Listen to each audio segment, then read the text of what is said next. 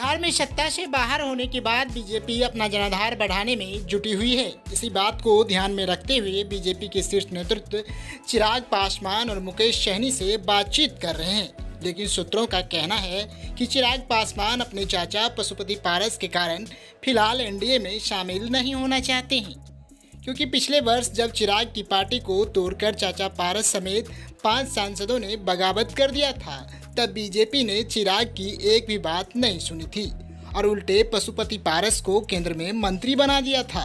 इसके अलावा चिराग पासवान से केंद्र की मोदी सरकार ने 12 जनपद बंगला भी छीन लिया था। लेकिन बीजेपी अब बिहार में सत्ता से बाहर होने के बाद किसी भी कीमत में चिराग पासवान को अपने साथ लाना चाहती है।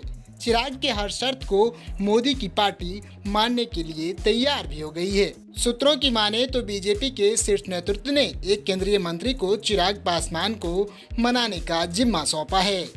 सूत्रों से प्राप्त जानकारी के मुताबिक न सिर्फ चिराग पासवान को केंद्र में मनपसंद मंत्रालय दिया जा सकता है, बल्कि चिराग को रहने के लिए एक विशेष बंगला देने की तैयारी में मोदी सरकार है। इसके साथ ही पशुपति पारस को केंद्र के मंत्रिमंडल से बाहर भी किया जा सकता है। जबकि पशुपति पारस गुट नाराज न हो, इसके लिए पारस गुट से किसी सवर्ण को केंद्रीय मंत्रिमंडल में जगह मिल सकती है। दरअसल चिराग को मनाने के पीछे के कारण पासवान वोटर्स को माना जा रहा है। चिराग पासवान के पिता रामविलास पासवान पासवान समाज के बड़े नेता माने जाते थे, लेकिन उनके निधन के बाद भी पासवान मतदाता चट्टानी एकता के साथ पिछले चुनावों में चिराग पासवान के साथ दिखे हैं। इसलिए बीजेपी चिराग को अपने पाले में करना चाहती है, ताकि आने वाले लोकसभा चुनाव और 2025 विधानसभा चुनाव में पार्टी को एक बड़ी बहुमत मिल सके।